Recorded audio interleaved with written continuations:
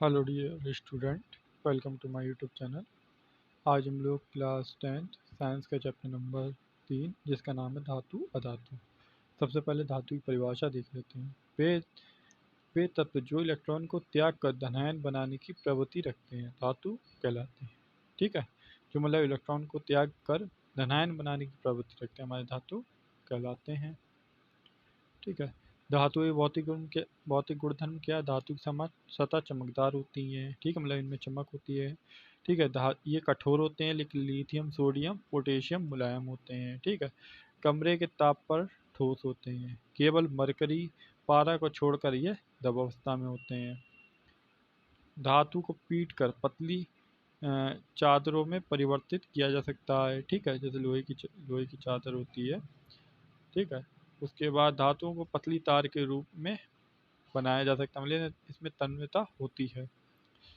ठीक है, ये वैसे तो ये विद्युत और ऊष्मा के चालक होते हैं। ठीक है, लेकिन सीसा और पारा ऊष्मा के कुचालक होते हैं।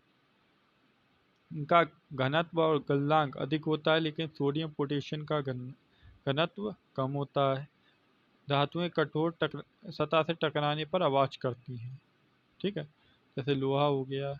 ठीक है, या फिर तांबे की कोई बर्तन हो गया, वो किसी ठोस सतह के आवाज करेगा। अधात्विक ऑक्साइड क्षारक प्रवृत्ति की होती हैं। धात्विक ऑक्साइड क्षारक प्रवृत्ति की होती हैं। ये तो बात हो गई धातु की। अब बात नेक्स्ट पेज पे बात करेंगे अधातु की। अधातु के क्या गुण हैं क्या नहीं। अधातु ऐसे तत्व जो इलेक्ट्रॉन को ग्रहण करके ऋणायन बनाने की प्रवृत्ति रखते हैं, मतलब इलेक्ट्रॉन ग्रहण कहते हैं वो इलेक्ट्रॉनों को धातु हमारी इलेक्ट्रॉनों को त्यागती थी, कहते हैं इलेक्ट्रॉनों को ग्रहण करती है। ठीक है, अधातु के गुणधर्म अधातुओं को पतली तार के रूप में नहीं बनाया जा सकता। ठीक है, मतलब इनमें तन्यता नहीं होती है। विद्युत व ऊष्मा के कुचालक होते हैं, लेकिन ग्रेफाइट विद्युत का सुचालक होता है। समानता घनत्व घनत्व और गलनांक कम होता है। अधातु कठोर सतह से टकराने पर आवाज उत्पन्न नहीं करती हैं। अधात्विक ऑक्साइड अलमी प्रवृत्ति का होता है। इसके रासायनिक गुणधर्म देख लीजिए। धातुओं की वायु के साथ अभिक्रिया। धातुएं ऑक्सीजन के साथ अभिक्रिया करके धातु ऑक्साइड बनाती हैं।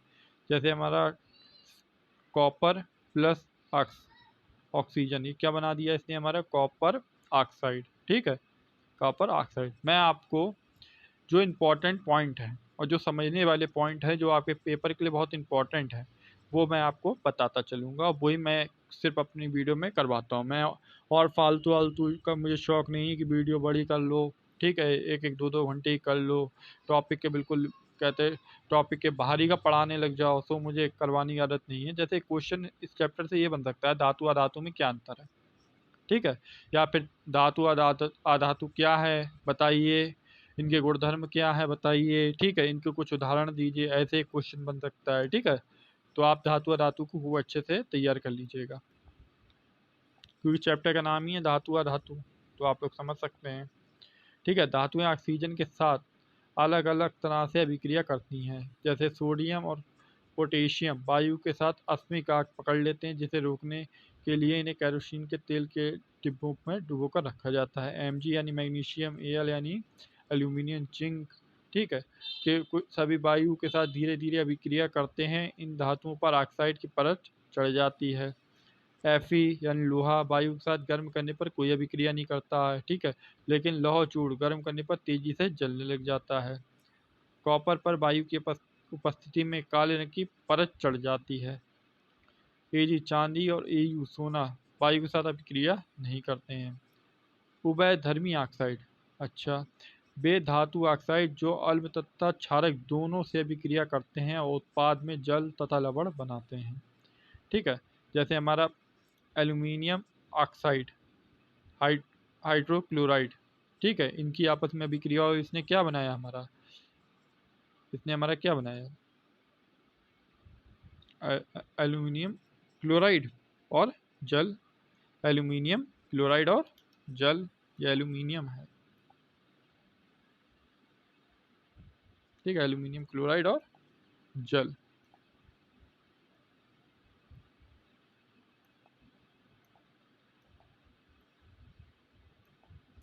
अच्छा, जल के साथ अभिक्रिया करने पर क्या होता है? जल प्लस धातु, oxide, hydro oxide plus hydrogen, ठीक है, धातु ऑक्साइड प्लस जल और धातु हाइड्रो ऑक्साइड।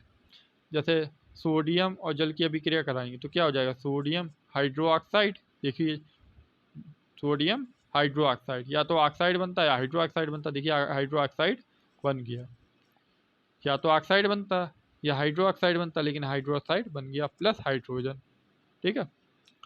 3Fe यानी लोहा, लोहे की जल के साथ कराई तो लोहा ऑक्साइड प्लस H2, लोहा ऑक्साइड प्लस H2।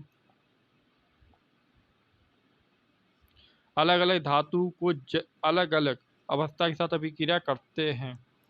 जैसे क्या होता है? सोडियम, ठीक है, और कैल्शियम ठंडे पानी के साथ अभिक्रिया करते हैं, ठीक है।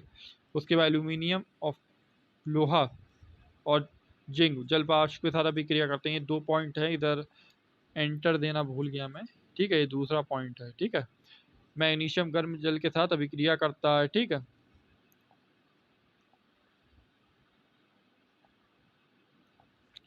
कैल्शियम और मैग्नीशियम अभिक्रिया के दौरान जल की सतह पर आ जाते हैं, क्योंकि उत्पन्न हाइड्रोजन गैस के बुलबुले कैल्शियम मैग्नीशियम की सतह पर चिपक जाते हैं, ठीक है। सोना, चांदी, कैल्शियम और Pb, ठीक है, जल के साथ अभिक्रिया नहीं करते हैं। इंपॉर्टेंट पॉइंट है ये।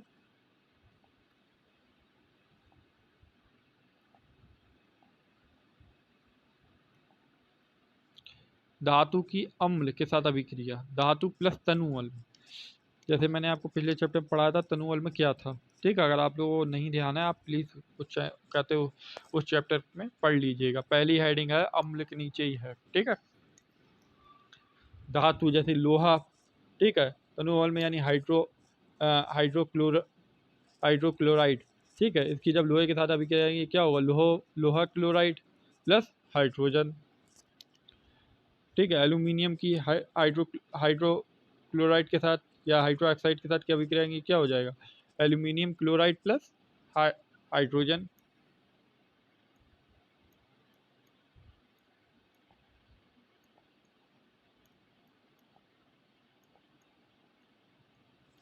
धातु कि अन्य धातु लवणों के साथ अभिक्रिया करने पर क्या होता है? धातु ए लवण विलयन बी, तो ये क्या बन जाए? लवण विलयन ए धातु बी।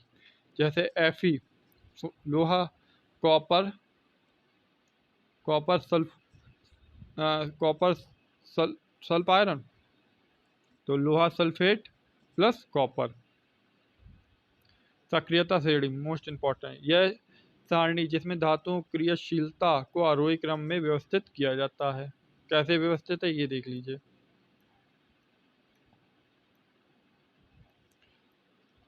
अधिक क्रियाशील potassium, sodium, calcium, magnesium, aluminium, zinc.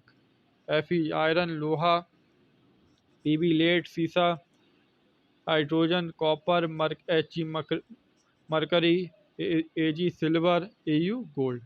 धातु की अधातु के साथ अभिक्रिया, तथ्यों को अभिक्रियाशीलता संयोजकता कोश को पूर्ण करने की प्रवृत्ति के रूप में समझ सकते हैं। धातु संयोजकता कोश से इलेक्ट्रॉन त्याग कर धनायन बनाते हैं। धातु संयोजकता कोश से इलेक्ट्रॉन ग्रहण करके ऋणायन बनाते हैं। ऐसे यौगिक जो इलेक्ट्रॉन के आदान प्रदान द्वारा बनते हैं उन्हें आयनिक यौगिक कहते हैं, ठीक है। आयनिक यौगिक की बात करते हैं। आयनिक यौगिक आखिर होता क्या है, ठीक है। आयनिक यौगिक के गुणधर्म, यह ठोस, कठोर व भंगुर होते हैं।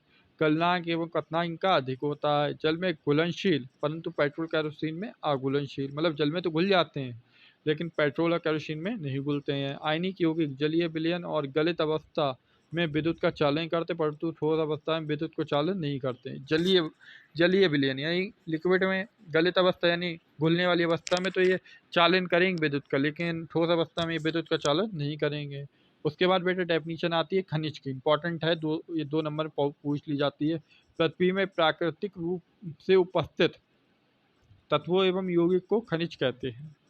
मैंने आपसे क्या कहा, जितने भी इंपॉर्टेंट पॉइंट हैं इस चैप्टर के वो मैं आपको सब क्लियर कर दूंगा इस वीडियो में, ठीक है। अगर आप मेरी वीडियो पेपर से 4 दिन पहले भी देखते हैं साइंस के, तो आपको मैं ये गारंटी दे रहा हूँ आप आराम से चैप्टर को अच्छे से समझ सकते हैं। ठीक है।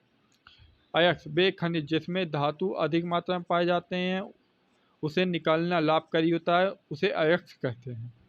वे खनिज जिनमें धातु अधिक मात्रा में पाए जाते हैं उसे निकालना लाभकारी होता है, उसे अयस्क कहते हैं। उसके बाद गैंग पृथ्वी से निकले हुए अयस्क में रेत मिट्टी आदि जैसे अशुद्धियाँ पाई जाती हैं, जिन्हें गैंग कहते हैं। ठीक है। जैसे किसी मिट्टी से कोई चीज़ निकलती है तो उसके वो मिट्टी होगी जो ऑलरेडी मिट्टी के नीचे दबा हुआ होता है। ठीक है। तो उसे क्या बोलते हैं? गैंग।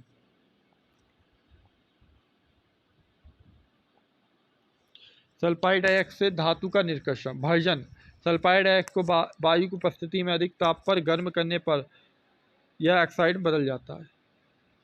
जिंक जिंक का हमने ऑक्सीजन सर्व किया, ये क्या हो गया? जिंक ऑक्साइड SO2 यानी सल्फाइड निस्तापन कार्बोनेट अयस्क को वायु की सीमित मात्रा अनुपस्थिति में अधिक ताप पर गर्म करने पर यह ऑक्साइड परिवर्तन हुआ। जिंक कार्बोनेट किस में है? जिंक ऑक्साइड प्लस CO2 यानी कार्बन डाइऑक्साइड। अधिक क्रियाशील धातुओं का निष्कर्षण यह धातु अत्यधिक क्रियाशील होने के कारण इनका अपचयन नहीं किया जा सकता। जो अधिक क्रियाशील होती हैं उनका अपचयन नहीं हो सकता। ठीक है। इन धातुओं को विद्युत अपघटन द्वारा प्राप्त किया जाता है, मतलब विद्युत के अपघटन से इन्हें प्राप्त किया जाता है। जैसे NaCl से Na का निष्कर्षण धातु कैथोड पर, क्लोरीन एनोड पर, तब इसका निष्कर्षण होगा।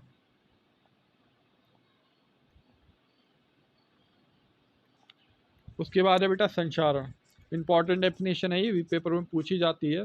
धातु अपने आसपास अम्ल, आर्द्रता व वायु के संपर्क आने से संचारित हो जाती है। ठीक है। सिल्वर वायु की उपस्थिति में काला हो जाता है, जैसे आप चांदी देखते हैं काली नहीं हो जाती, जैसे लोहे पर जंग आना। कापर आंध्र CO2 के साथ अभी क्रिया करके हरे रंग का कार्बोनेट बना देते हैं, ये CO2 होगा। ठीक है। लोहा आंध्र वायु के संपर्क आने पर सतह पर भूरे रंग की परत बन जाती है। जो जंग होती है वो भूरे कलर की तो होती है। अच्छा, संचारण सुरक्षा कैसे? धातुओं को संचारण बचाने के लिए विभिन्न विधियां अपनाई जाती हैं। जैसे पेंट करना, भाई आप लोहे के ऊपर पेंट कर दीजिए तो आप देखेंगे उस पर कोई भी जंग नहीं आएगी जल्दी। तेल लगाना, यशद लेपन करना, लेपन यानी उसके ऊपर लेप करना है किसी चीज़ का, क्रोमियल लेपन। ठीक है, मतलब मिट्टी तेल लगाना है। ठीक है। एनियोड करना है, मिश्र धातु बनाकर लगाना, मतलब मिश्र धातु मिलाकर। इनमें पर क्या लोहे व इस्पात को जंग से बचाने के लिए जिंक की परत चढ़ाई जाती है। इस प्रक्रम को यदन लेपन कहते हैं, मतलब यदि लेपन यानी जिंक की परत। ठीक है। जिंक की परत चढ़ाई जाती है। मिश्र धातु क्या होता है? यह दो या दो से अधिक धातु या जब दो या दो से अधिक धातु या धातु का समांगी मिश्रण होता है। धातु ये दो बार आ गया। ठीक है। धातु या धातु का समांगी मिश्रण होता है जिसे मिश्र धातु बोलते हैं, जिसमें मतलब धातु भी हो अधातु भी हो। ठीक है। जैसे लोहा 0.5% इसमें कार्बन। पीतल में क्या होता है? पीतल बराबर कापर और जिंक।